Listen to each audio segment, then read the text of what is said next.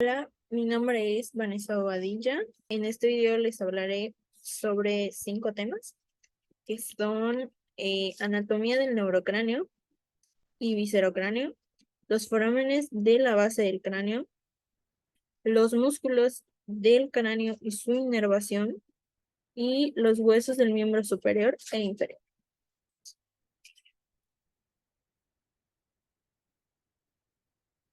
Primeramente, empezamos con el neurocráneo. El neurocráneo, como podemos ver en la imagen, se conforma por 8 huesos. El frontal, el parietal, el temporal, el occipital, el esfenoides y el etmoides. Y aquí dirán, pero si solo son 6 huesos. Bueno, la realidad es que el parietal, el temporal, son huesos pares. Es decir, que no es un solo hueso, sino es un hueso que está conformado por 2 partes. El temporal tiene un lado izquierdo y un lado derecho, y el parietal igualmente. El hueso frontal. El hueso frontal es un hueso plano, único y mediano. Está en la porción anterior del cráneo y por abajo se articula con el hueso esfenoides, el hueso etmoides, los huesos nasales, los cigomáticos, los lagrimales y los maxilares.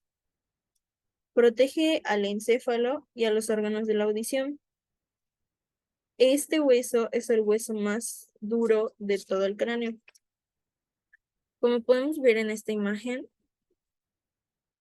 cuenta con una cara externa de la escama frontal, una eminencia frontal, un borde parietal, que es por aquí donde se articula con el hueso parietal, una apófisis cigomática, una cara temporal, un borde supraorbitario, una escotadura frontal, una glabela, una espina nasal, una porción nasal, una cara orbitaria de la porción orbitaria, una escotadura supraorbitaria, un arco superciliar, una espina nasal. Bueno, y la vista anterior es esta. En la vista anterior se puede mirar la apertura del seno frontal, la escotadura orbitaria, la fosa de la glándula lacrimal,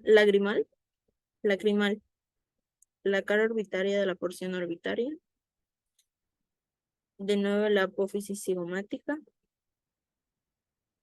la escotadura etmoidal, orificio etmoidal anterior, borde supraorbitario, el arco superciliar, una espina troclear y una espina nasal.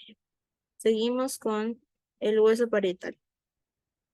El hueso parietal es un hueso del cráneo que es plano, par, es decir, que son 2 partes, de forma cuadrilátera, con una cara interna y una externa y 4 bordes con sus respectivos ángulos, como podemos ver aquí. Los huesos, es decir, las 2 partes, se articulan con la sutura sagital. El hueso parietal protege el encéfalo y permite mayor proyección ante traumatismos. Protección ante traumatismo.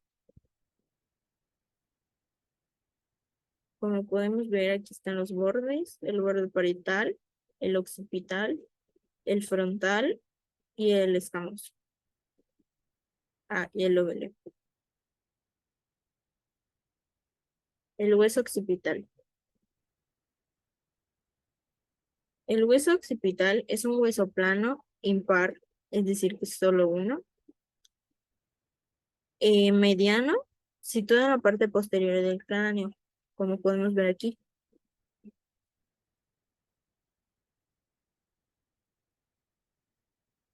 En su parte inferior podemos ver el foramen magno, que es este agujero de aquí, también llamado agujero occipital, que más adelante podremos detallar con qué estructuras pasan por ahí y etcétera. Se articula con los huesos parietales por arriba, por los lados se articula con los huesos temporales, el esfenoides por dentro y con el atlas hacia abajo.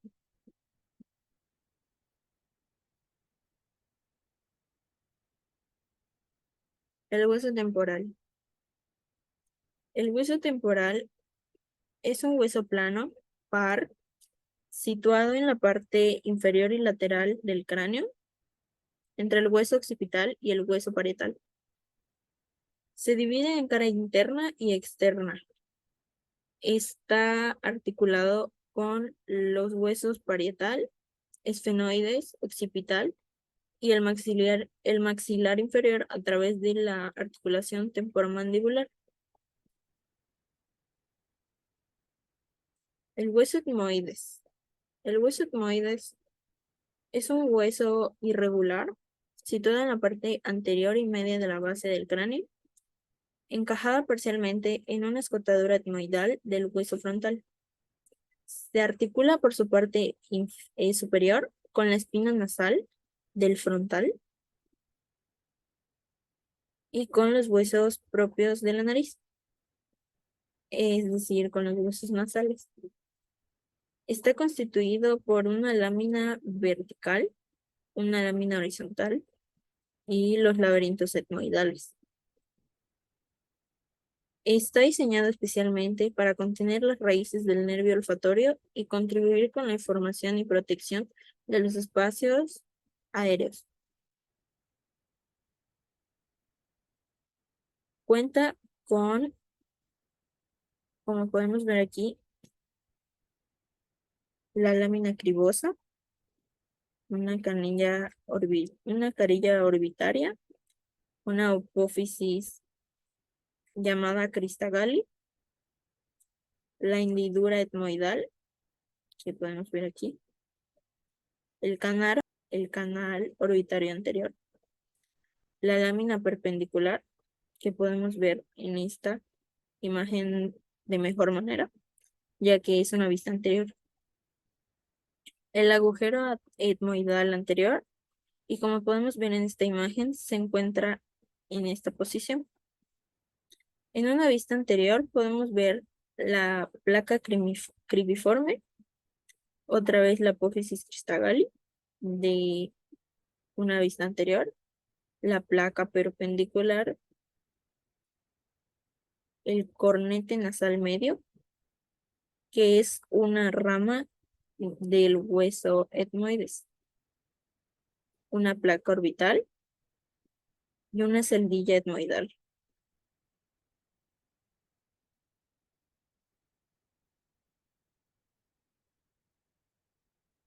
El hueso esfenoides. El hueso esfenoides es un hueso impar, mediano y simétrico, situado como una cuña en la base del cráneo entre los huesos que lo rodean. Está situado en la parte media de la base del cráneo. Se articula con todos los huesos del cráneo, frontal, occipital, etmoides, temporal y parietal. Presenta un cuerpo central y 6 prolongaciones laterales, 2 alas menores, 2 alas mayores y 2 apófisis pterigoides. Lo asemejan con una mariposa o con un murciélago con las alas extendidas. Como podemos ver en esta imagen, en la cara anterior podemos notar el ala menor, la cresta esfenoidal que se encuentra aquí, el orificio del seno esfenoidal, la cara orbitaria, que es toda esta cara, el foramen redondo mayor, que como mencioné antes, tocaremos más adelante, más detalladamente. La fisura orbitaria superior, que está aquí, es este triángulo. El conducto pterigoideo, la fosa pterigoidea, el gancho de la apófisis pterigoides y la lámina medial y lateral de la apófisis pterigoides. En una cara posterior podemos notar que tiene una fosa hipofisiaria, el ala mayor de cada lado y la silla turca que se encuentra aquí.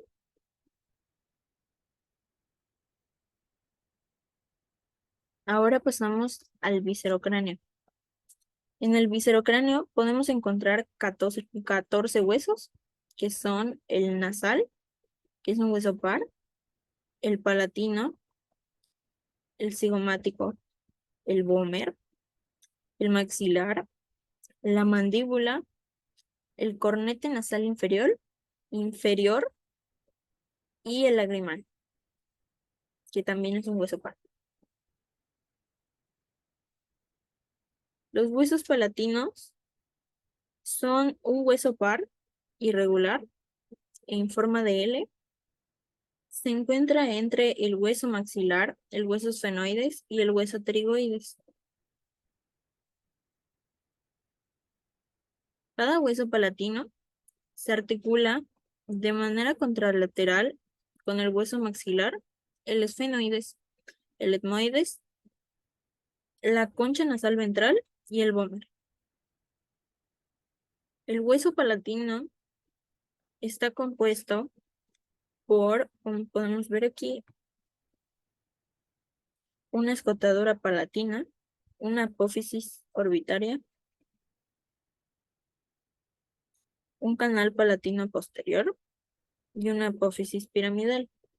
Ah, y también un proceso esfenoidal y una sutura palatina media, que es por donde se unen estos dos huesos en forma de L.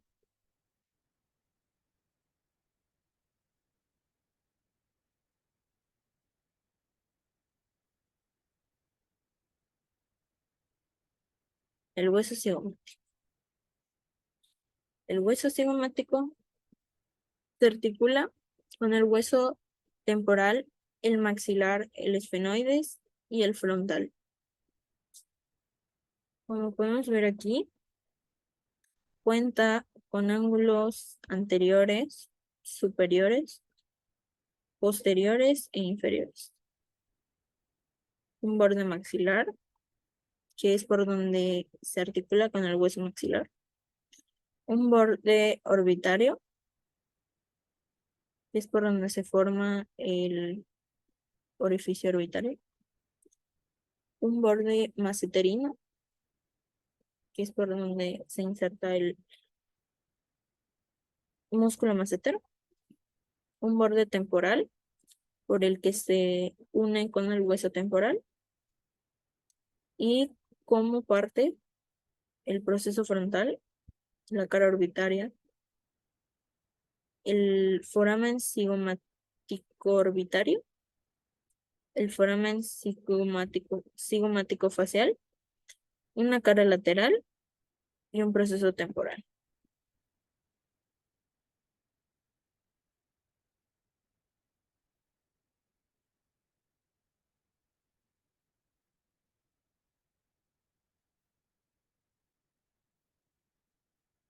Ahora pasamos con el hueso maxilar. El hueso maxilar, ay,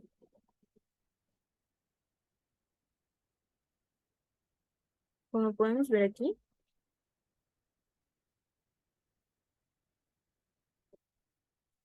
es un hueso que tiene una cara orbitaria,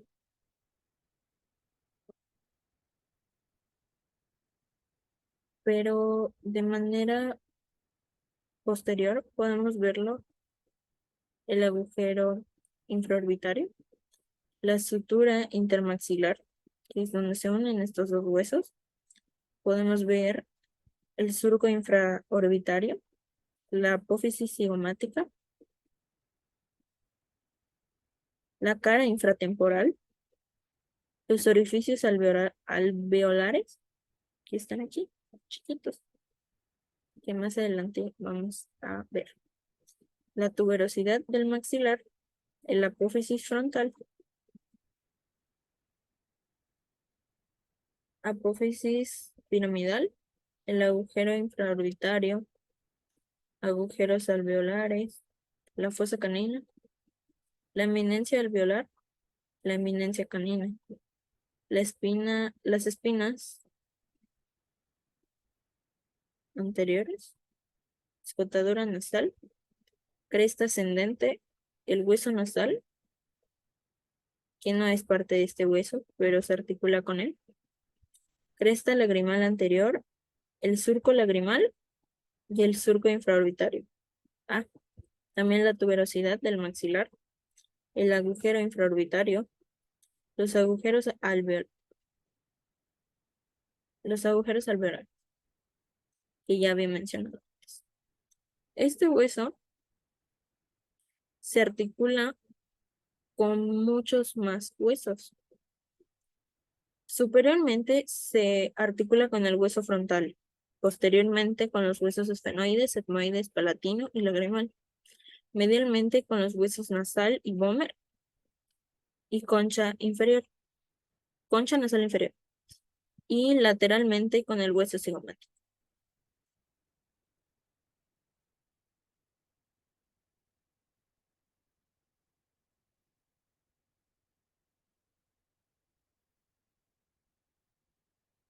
La mandíbula. La mandíbula cuenta con una apófisis coronoide, una apófisis condylea, sus dos cóndilos,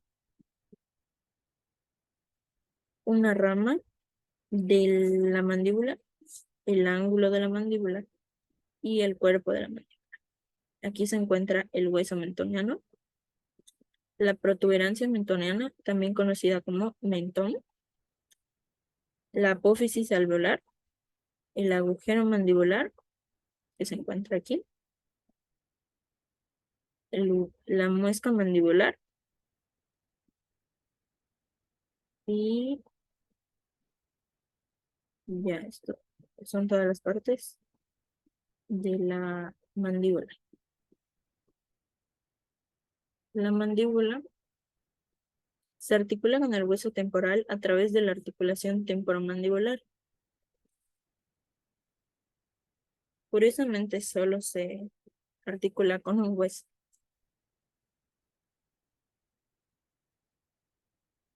El paladar. El paladar se crea a partir de los huesos palatinos que vimos anteriormente. Esta es una vista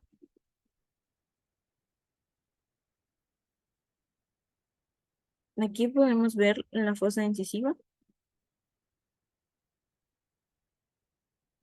los alvéolos dentarios, que son estos huecos, por donde están los dientes, como podemos ver aquí. La apófisis alveolar, el rodete palatino, que es este, eminencias alveolares, el maxilar, la apófisis cigomática, la cara infratemporal, el hueso palatino, que está aquí, es este, la apófisis piramidal, la lámina perpendicular, las espinas palatinas, la cresta palatina, el foramen palatino mayor, los conductos palatinos menores y los forámenes palatinos menores. Los cornetes nasales.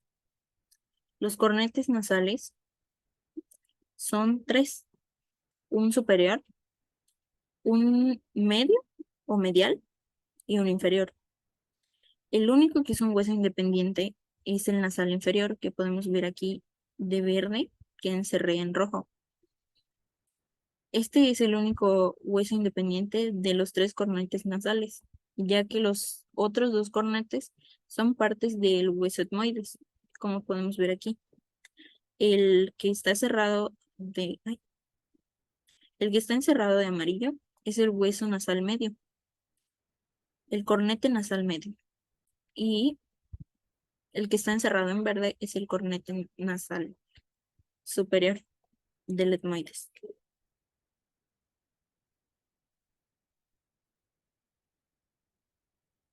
Como les dije, ahora vamos a ver los forámenes de la base del cráneo. Aquí que ahora podremos ver más detalladamente. Aquí en la imagen podemos ver muchos forámenes, pero la verdad es que no vamos a ver todos en este video. Los únicos forámenes que vamos a ver van a ser el foramen magno, que podemos ver por aquí, el foramen magno.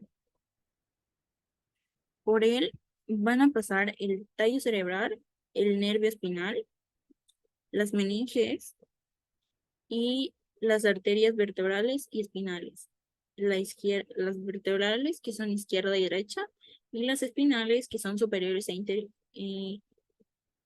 superiores e inferiores. Después vamos a ver el conducto del nervio hipogloso, que está aquí. Por él únicamente va a pasar el nervio hipogloso, que es el par craneal número 12. Después vamos a ver el foramen yugular, que podemos ver por acá. Por él va a pasar la vena yugular interna, el nervio glosofaringeo, que es el par craneal número 9, el nervio vago, que es el nervio craneal 10, el nervio espinal, que es el nervio craneal número 11, también llamado accesorio. Después vamos a ver el conducto auditivo interno, que es un conducto par, que se había olvidado decir. El único conducto o foramen par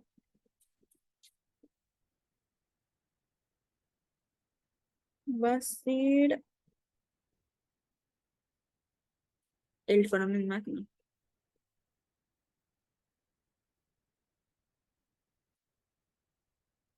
Bien, nos quedamos en el conducto auditivo interno, que está aquí.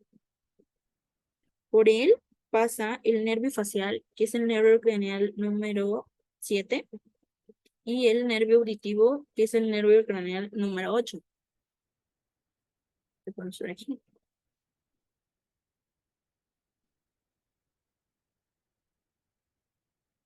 Por él también van a pasar la vena yugular interna y la arteria meningea posterior. Seguidamente nos vamos a los conductos carotídeos, que podemos ver aquí. Por ahí va a pasar la arteria carótida interna y el plexo simpático únicamente. Después nos vamos al foramen espinoso, que podemos ver aquí. Por él pasa el nervio trigémino, que es el nervio número 5. Pero lo que va a pasar por ahí, más bien, es una rama del nervio trigémino, que es el nervio mandibular, que a su vez también se divide en arteria meninge media, vena meninge media y nervio meningeo.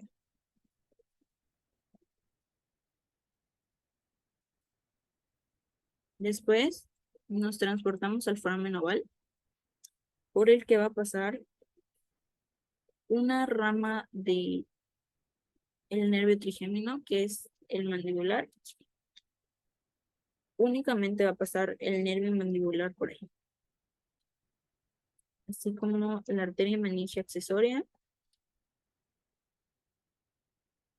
y el nervio penetroso menor, petroso. El foramen redondo le da alojamiento al nervio maxilar, que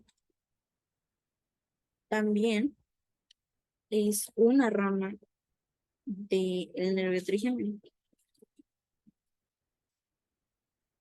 Después nos vamos a la fisura orbitarial superior, por la que pasa el nervio craneal número 3, el número 4 y el número 6, que es el nervio oculomotor, el patético, el abducens y el nervio oftálmico, que volvemos a mencionar. Es una rama del nervio trigémino. Después nos vamos al conducto óptico, por el que pasa el segundo par craneal, que es el nervio óptico, y la arteria oftálmica. Y por último, nos vamos a los forámenes de la lámina cribosa del etmoides, que aquí podemos mirar como forámenes cribosos. Por él pasan los filetes del nervio olfatorio, la arteria etmoidal menor y el primer par craneal llamado nervio olfatorio.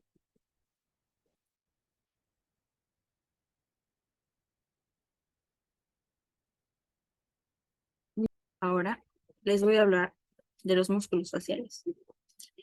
El primero va a ser el vientre frontal del músculo occipito frontal, que es este que podemos observar de verde limón. El origen de este músculo es la galea oponeurótica. Su origen es en el apófisis frontal del maxilar.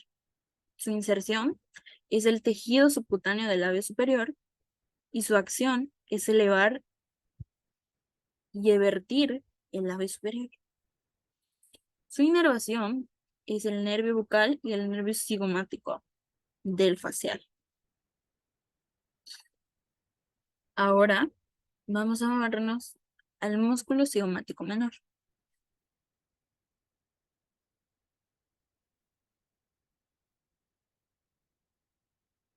¿Y se encuentra aquí? Este tiene como origen la cara lateral del hueso cigomático y como inserción al ángulo de la boca. Su acción es elevar el labio superior y su inervación es el nervio bucal y el nervio cigomático del facial.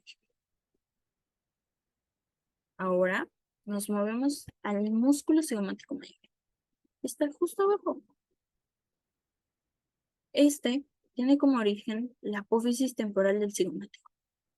Su inserción es el ángulo de la boca. Su acción es elevar el ángulo de la boca. Y su inervación es el nervio bucal y el nervio cigomático del facial. El músculo elevador del ángulo de la boca.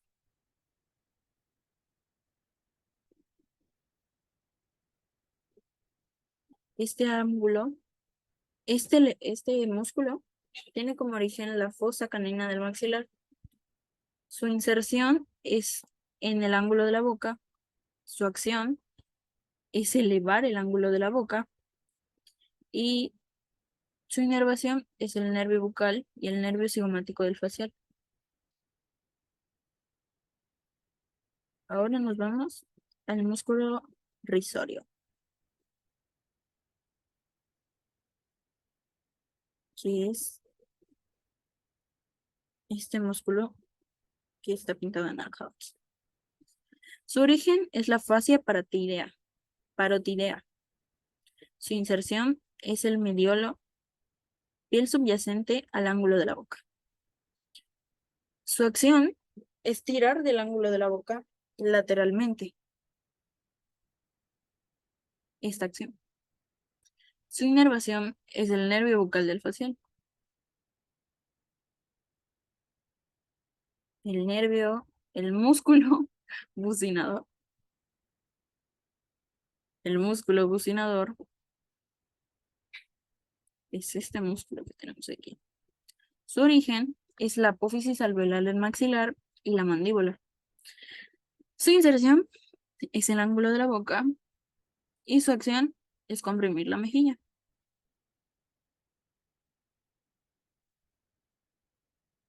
Es hacer pescadito. Su inervación es el nervio bucal del facial. Ahora nos vamos al músculo orbicular de la boca. O sea que podemos ver aquí. Su origen es en los mediolos de los ángulos de la boca. En los modiolos de los ángulos de la boca. Su inserción es la piel y fascia de los labios. Su acción es comprimir y protuir los labios. Y su inervación es el nervio bucal y mandibular de lo facial. Ahora, el músculo depresor del ángulo de la boca, que es este que podemos ver aquí. El origen de este músculo es el tubérculo mentoniano, línea oblicua de la mandíbula. La inserción es el ángulo de la boca. Su acción es descender el ángulo de la boca. Su inervación es el nervio bucal y mandibular del facial. Ahora, el músculo depresor del labio inferior, que es este amarillo. Este tiene como origen la línea oblicua de la mandíbula. Su inserción es la porción medial del labio inferior. Su acción es descender el labio inferior y su inervación es el nervio mandibular del facial. El músculo mentoniano, que podemos ver aquí, que justamente está en la parte del mentón. Su origen es la fosa incisiva de la mandíbula. Su inserción es el tejido subcutáneo del mentón. La acción que lleva a cabo es elevar y protruir el labio posterior, el labio inferior. Su inervación es el nervio mandibular del facial.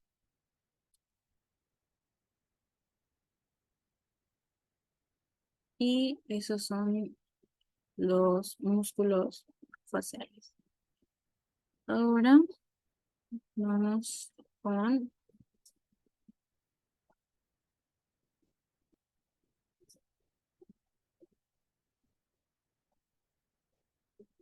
los músculos de la masticación. El primer músculo que les voy a mencionar es el músculo temporal, que podemos ver aquí. Este músculo tiene como origen la fosa temporal y la fascia temporal. Su inserción es la apófisis coronoides y la rama de la mandíbula. Su acción es elevar y retraer la mandíbula. Su inervación es el nervio temporal de la mandíbula anterior y posterior del mandibular. El músculo macetero, que podemos ver aquí. Este músculo tiene como origen la cara inferior del arco cigomático. Su inserción es la cara lateral de la rama de la mandíbula. Su acción es elevar la mandíbula y ayudar a la protrusión mandibular. Su inervación es el nervio macetérico del mandibular.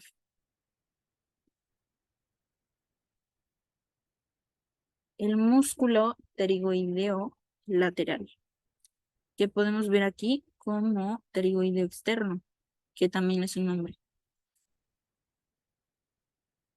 Su origen es la apófisis pterigoides del esfenoides y su inserción es el cuello de la mandíbula.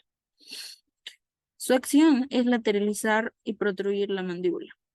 Su inervación es el nervio pterigoideo lateral del mandibular.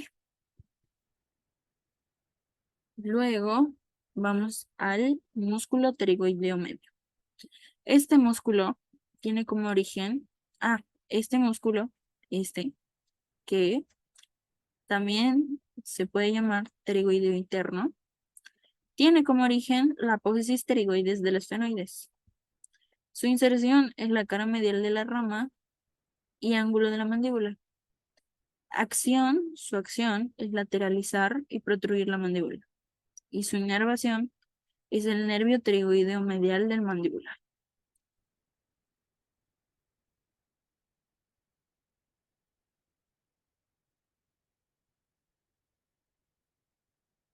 Los músculos extraoculares.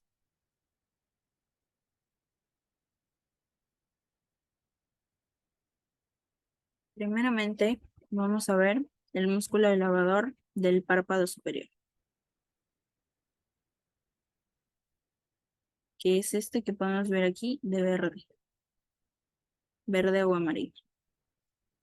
Su origen es el ala menor del esfenoides, su inserción es el tarso y piel del párpado superior. Su acción es elevar el párpado superior y su inervación es el nervio oculomotor.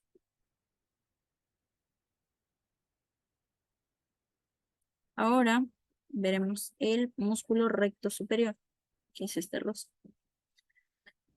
Su origen es el anillo tendinoso común.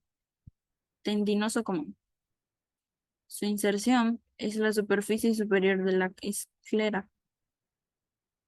Y su acción es elevar, aducir y girar el globo ocular en sentido medial. Su inervación es el nervio oculomotor. El músculo recto medial, está aquí, de color azul, tiene como origen el anillo tendinoso común y su inserción es la superficie medial de la esclera. Su acción es aducir el globo ocular y su inervación es el nervio oculomotor. El músculo recto lateral es este que podemos ver aquí de color naranja. Su origen es el anillo tendinoso común. Su inserción es la superficie lateral de la esclera. Su acción es aducir el globo ocular y su inervación es el nervio abducens.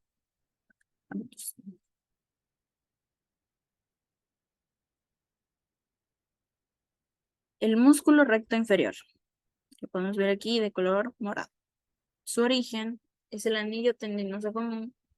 Su inserción es la esclerótica inferior a la córnea y su acción es descender, aducir y girar el globo ocular en sentido lateral.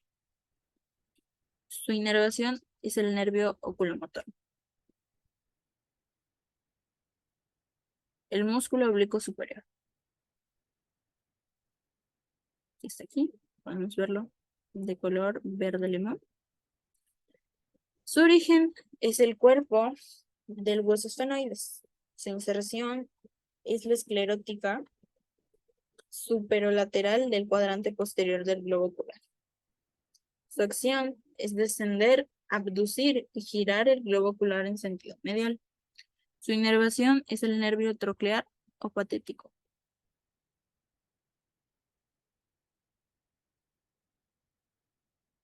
El músculo oblicuo inferior.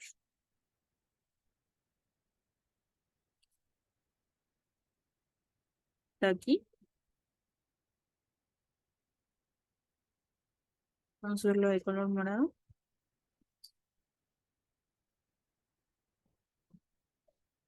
Su origen es la porción maxilar del suelo de la órbita.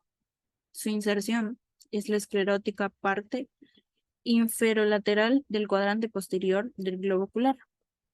Su acción es elevar, abducir y girar el globo ocular en sentido lateral. Y su inervación es el nervio oculomotor.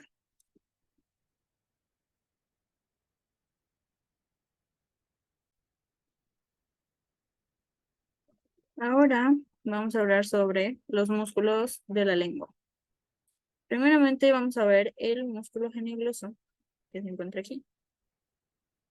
El músculo geniogloso tiene como origen la apófisis genisuperior. Su inserción es el cuerpo del hueso hyoides, músculos intrínsecos de la lengua, y su acción es protruir y descender la lengua. Su inervación es el nervio hipogloso, par craneal número 12. Músculo estilogloso. El músculo estilogloso lo podemos encontrar aquí, aquí. Y su origen es en la apófisis estiloides del hueso temporal. Su inserción se mezcla con músculos intrínsecos de la lengua y su acción es elevar y retraer la lengua. La inervación es el nervio hipogloso, par número 12. El músculo yogloso. Podemos encontrar aquí. Su origen es el asta mayor del hueso hyoides, de ahí su nombre. Y la inserción es una mezcla con músculos intrínsecos de la lengua. Su acción es descender la lengua y su inervación es el nervio hipogloso. Ahora nos vamos al músculo palatogloso, que es este músculo que podemos encontrar aquí, detrás del estilogloso. Su origen es la aponeurosis palatina. Su inserción es la cara lateral de la lengua. Su acción es elevar la lengua, aproximar los arcos palatoglosos. Su inervación es el nervio faríngeo del vago, nervio craneal 10.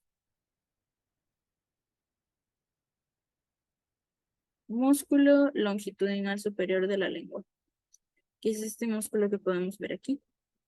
Su origen es el dorso de la lengua. Su inserción es el vértice de la lengua y el tabique lingual. Acorta la lengua, eleva el vértice de la lengua. Y su inervación es el nervio hipogloso. Músculo longitudinal inferior, que es este. Tal vez no se pueda distinguir muy bien, pero es este músculo. Su origen es la cara ventral de la base de la lengua. Su inserción es el vértice de la lengua y el tabique lingual. Su acción es acortar la lengua y descender el vértice de la lengua. Su inervación, como muchos, si no es que todos los músculos de la lengua, es el nervio hipogloso.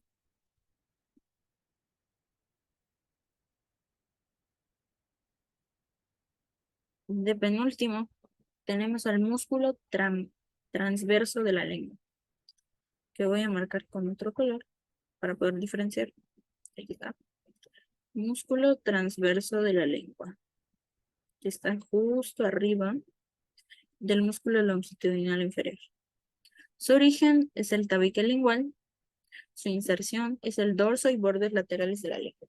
Su acción es alargar y estrechar la lengua. Y su inervación es el nervio hipogloso. Y por último, tenemos al músculo vertical de la lengua.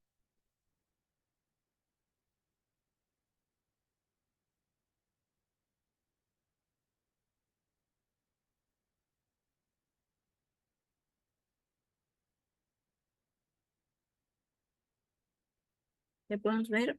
Aquí.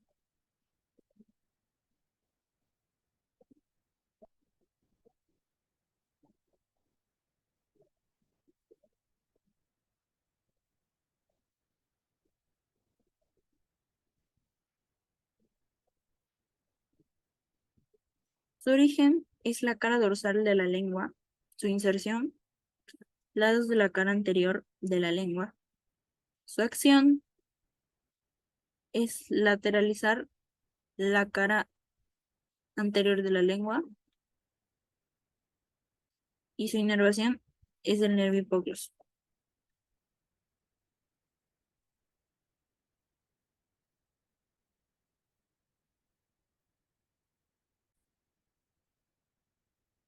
Músculo condrogloso.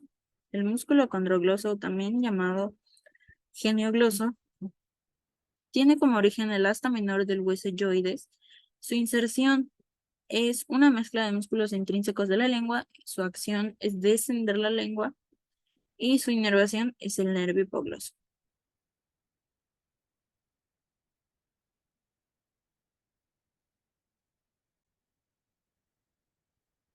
Bueno, ahora regresamos con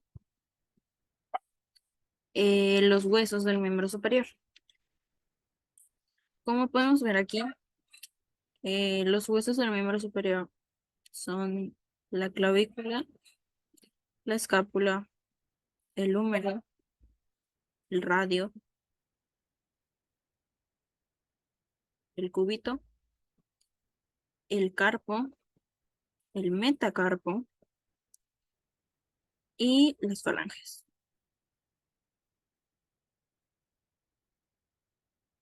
Ahora,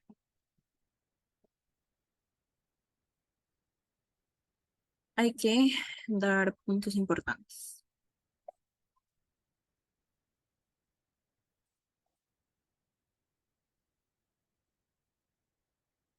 Primeramente, cada hueso largo va a tener tres partes.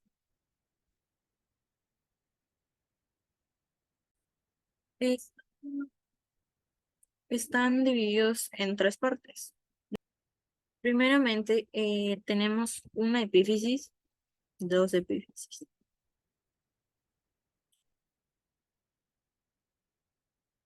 Realmente la epífisis no es tan grande, pero por fines de entendimiento, primero vamos a hacerlo de este tamaño. Este lado se va a llamar epífisis proximal. Proximal. Y la que está de este lado, epífisis distal, la que está lejos. Luego, vamos en esta parte.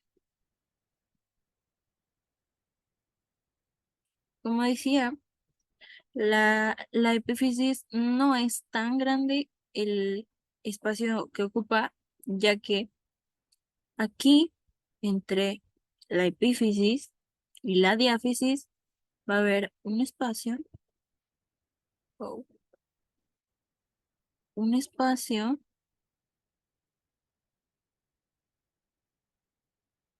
que va a llamarse metáfisis. Es decir, cada hueso largo va a tener dos epífisis, una diáfisis y dos metáfisis. Una epífisis proximal, una metáfisis proximal, una epífisis distal y una metáfisis distal. Y una diáfisis porque está en medio. Ya entendido esto, podemos seguir.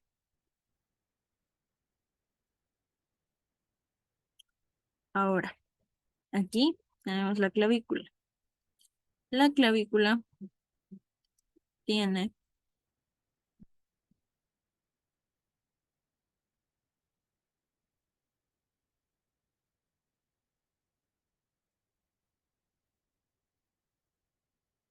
en la epífisis proximal, que es esta,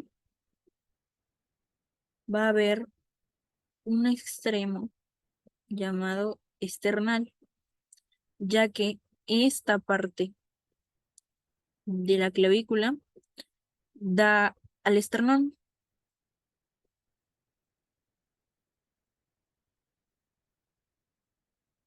Luego vamos a tener este extremo. Este extremo se llama extremo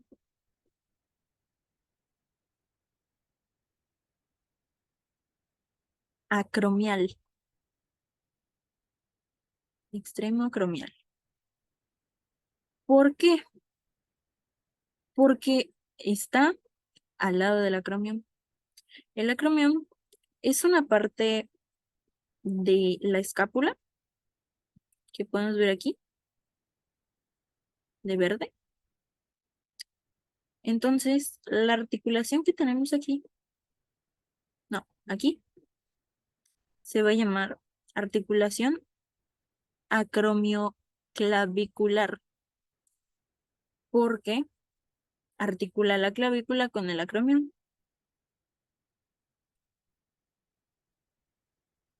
La escápula. La escápula tiene un ángulo inferior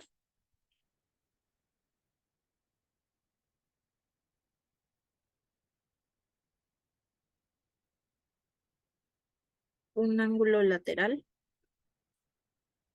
y un ángulo medial. Aquí está el acromion.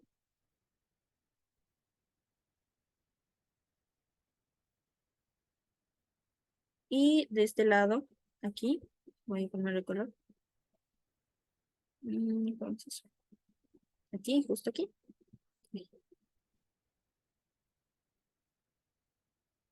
Aquí tenemos la cavidad glenoidea,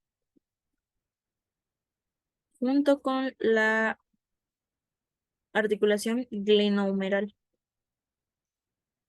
porque articula el húmero con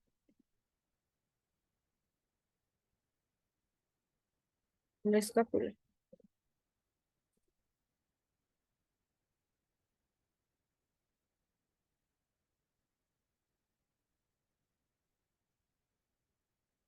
Aquí igualmente vamos a tener dos fosas. Una fosa que voy a poner con azul, llamada fosa infraespinal.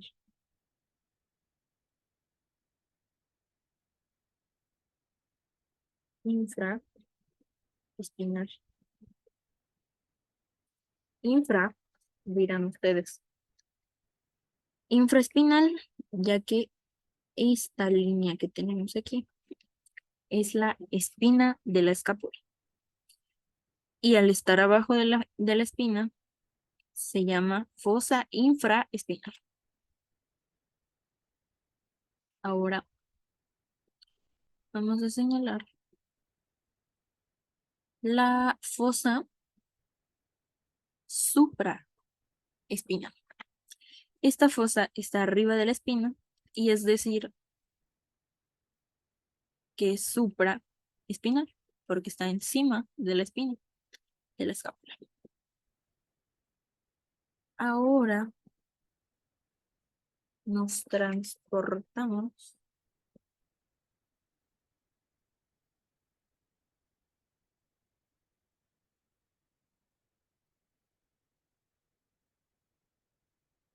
mm, a una vista anterior de la escápula, que si bien aquí no podemos ver esta parte, se llama apófisis coracoides. Ahora sí, nos transportamos al húmero, que es este hueso morado con rosa que tenemos acá.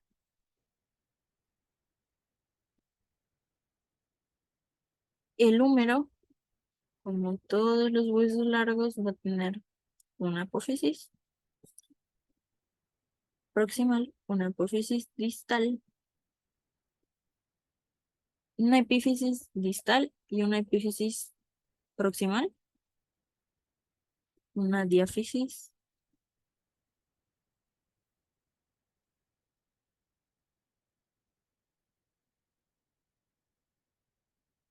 y por último,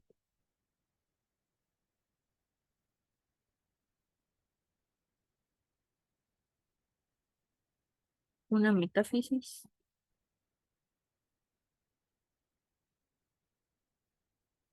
proximal y distal. Como podemos apreciar aquí, también tiene un cuello quirúrgico, un tubérculo menor, un tubérculo mayor, un canal bicipital,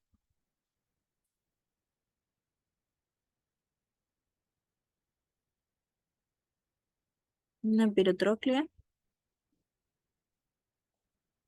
un epicóndilo, una tuberosidad deltoide. También, aunque aquí no lo dice, vamos a tener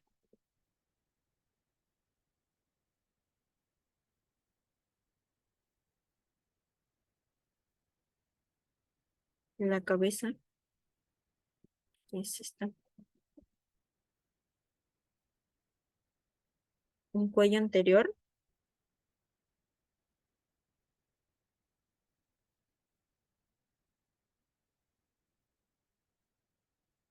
que está aquí.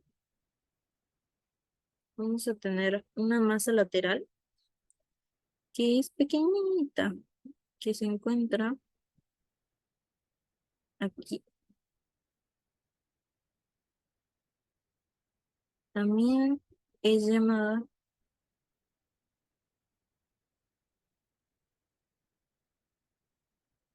eh, tronquítera. También vamos a tener otra, otra masa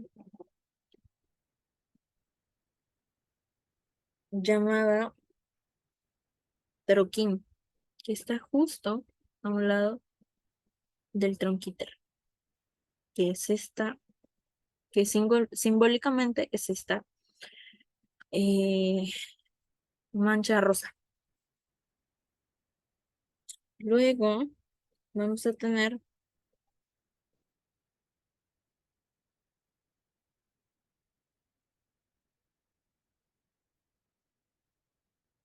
el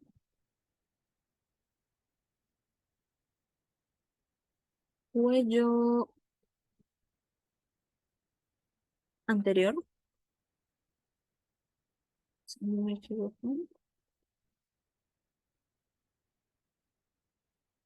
el cuello anatómico, que justamente está aquí, igual, ay,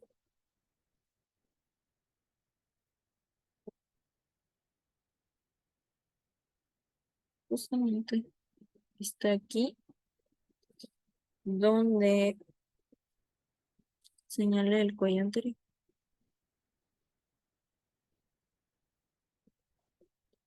Aquí se encuentra el cuello anatómico.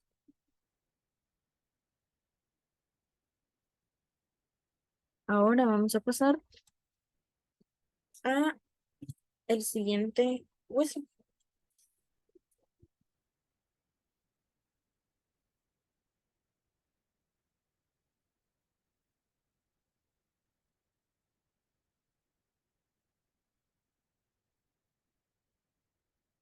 Antes de pasar al siguiente hueso, esta fosa se llama fosa olecraniana. En ella se va a alojar un hueso llamado olecranon. Este hueso eh, día a día es llamado codo. Así es. El olecranon es un hueso que todos los días se golpea y duele mucho, pero Casi nadie lo conoce por ese nombre. Ahora sí, vamos a pasar al siguiente hueso, que es el radio. El radio tiene una epífisis proximal, una epífisis distal. Es cierto, he olvidado. El hueso, todos los huesos anteriores se articulan entre sí. La clavícula se articula con el esternón y también se articula con la escápula, con el acromion. El, la escápula se articula con el húmero y con la clavícula.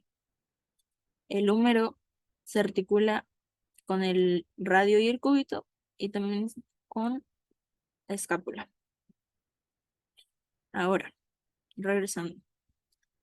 El, el radio tiene una epífisis proximal y una epífisis distal. También tiene una diáfisis y también tiene una metáfisis. El radio se articula con el húmero y con el carpo, que son todos estos huesos que tenemos aquí. Ahora vamos a verlos con más detalle. Ahora, el cúbito. El cúbito se va a articular con el canón, con el codo. Eh,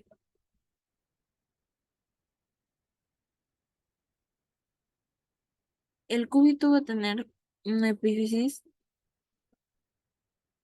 proximal y una epífisis distal.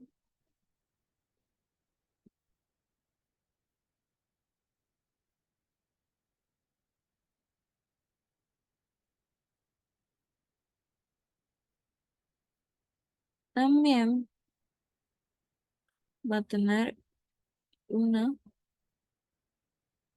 diáfisis. Y por último, una metáfisis.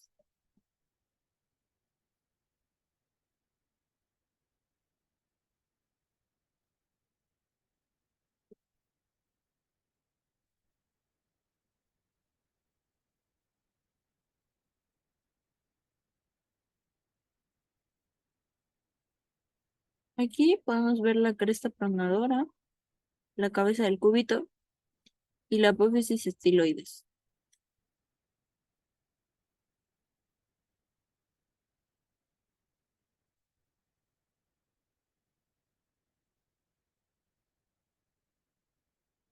Ahora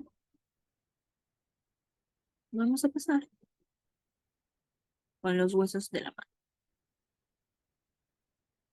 Los huesos de la mano se van a articular con los huesos anteriores, el radio y el cúbito. Estos, vamos a señalarlos, estos huesos son los huesos del carpo. Estos huesos son los huesos del metacarpo. Y todos estos huesos son los falanges. Ahora, la mano está compuesta por 27 huesos. Primeramente tenemos los huesos del carpo. Este hueso rosa que podemos ver aquí es el hueso escafoides, seguido del hueso semilunar, seguido del hueso piramidal y por último, en la fila superior vamos a tener al pisiforme. Luego, en la fila inferior vamos a tener a el trapecio, el trapezoide, el hueso grande y el ganchoso. El semilunar y el escafoides se articulan con el radio y los demás, que es el pisiforme y el piramidal, se articulan el pisiforme con el piramidal y el piramidal con el semilunar. Luego vamos a tener los huesos del metacarpo. Los huesos del metacarpo. Los huesos del metacarpo están enumerados, es decir, no tienen un nombre específico.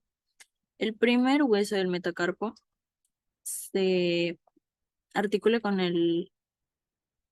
la falange del pulgar, la falange distal del pulgar y a su vez la falange distal del pulgar se articula con la falange proximal. El segundo hueso del metacarpo se articula con el trapezoide y a su vez se articula con la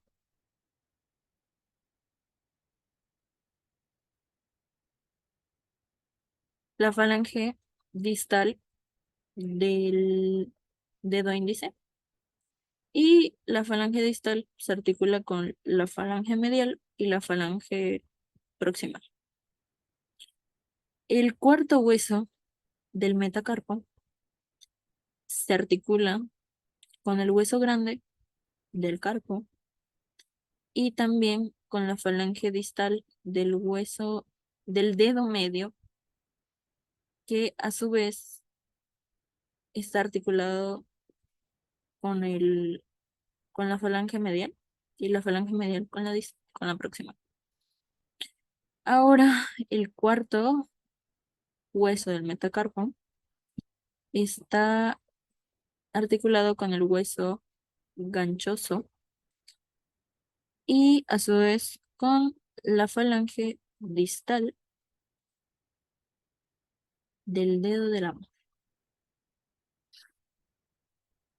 La falange distal está articulada con la falange media y la falange media con la falange proximal. Ahora, eh, el quinto hueso del metacarpo está articulado con el hueso ganchoso y con el hueso fisiforme, que a su vez también está articulado con la falange distal del dedo meñique y la falange distal del dedo meñique está articulada con la falange media y la falange media con la falange próxima.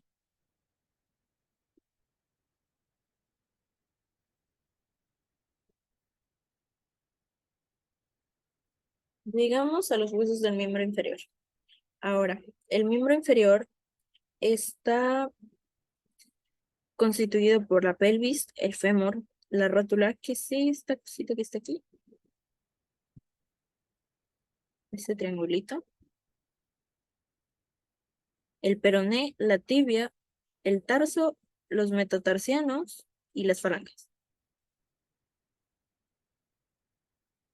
Como ya había dicho, los huesos largos tienen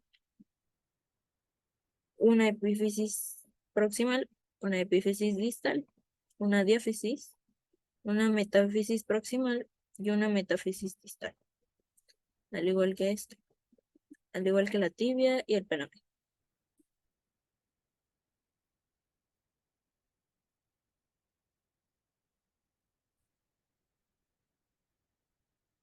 La pelvis está dividida en 3 partes. Aquí, con rojo, voy a señalar el ilio. Toda esta parte de aquí. Luego, con amarillo, voy a señalar el isquion. Sí, esta parte de aquí. Y por último, vamos a señalar con morado la pelvis. Es toda esta parte de aquí. De la pelvis. Ahora vamos con los huesos del pie.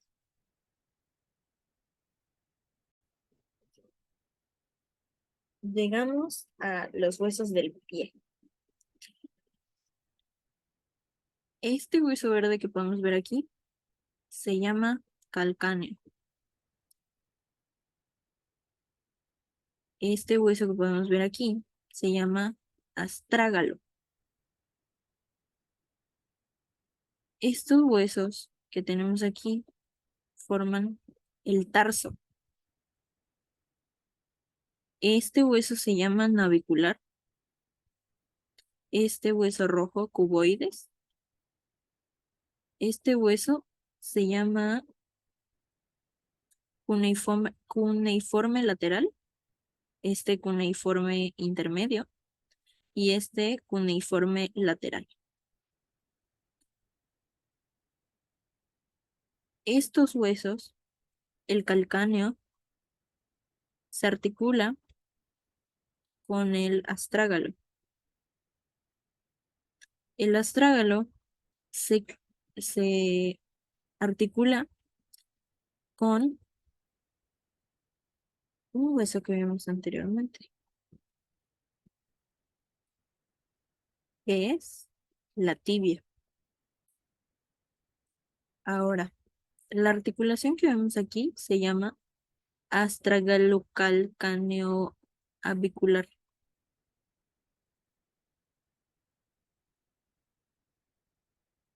Luego, el navicular se articula con el cuboides y a su vez con los cuneiformes lateral, intermedio y medial.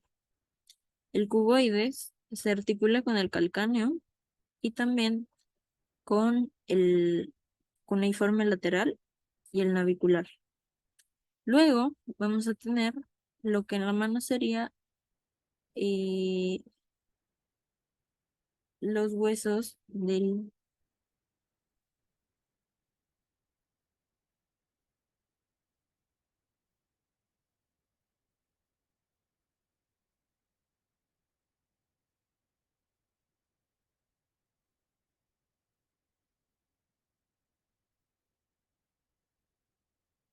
Bueno, aquí tenemos los metatarsianos.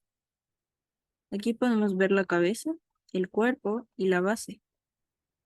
Primeramente tenemos el metatarsiano 1, que se articula con el cuneiforme medial y también con la falange proximal. A su vez, la falange proximal se articula con la falange distal. Luego tenemos el metatarsiano número 2, que se articula con el cuneiforme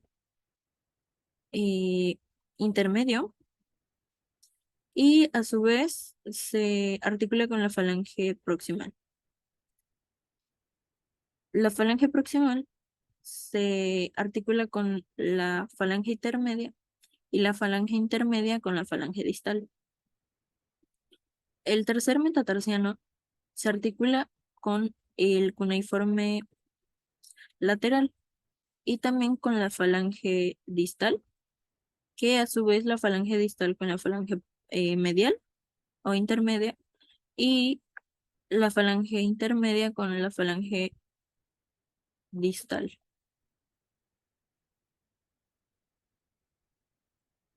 Luego vamos a tener el cuarto metatarsiano que se articula con el hueso cuboides, al igual que el metatarsiano número 5.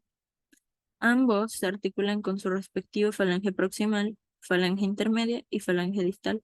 La falange proximal con la intermedia con la distal.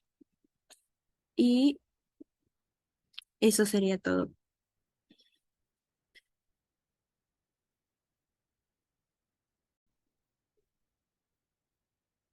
Y bueno, concluyendo el video, puedo decir que la anatomía del cráneo eh, es muy importante porque en un contexto hospitalario, ya que estemos en prácticas o ya trabajando, es muy importante saber el origen de todo, es decir, las estructuras, qué pasa por cada orificio, qué puede salir afectado. Eh, el cráneo es una de las partes más fuertes, pero más sensibles de nuestro cuerpo. Entonces, ahí se aloja la parte más importante que es el cerebro. Y para poder saber los procedimientos, lo que tenemos que hacer al momento de intervenir a un paciente es necesario saber, aprender, entender, comprender cada uno de las estructuras, de los procesos que hay que llevar a la hora de intervenir un cráneo, una cabeza. La anatomía del cráneo es el inicio de todo y necesitamos comprenderla porque sin ella no podemos ir a ningún lado. Eso es todo. Gracias.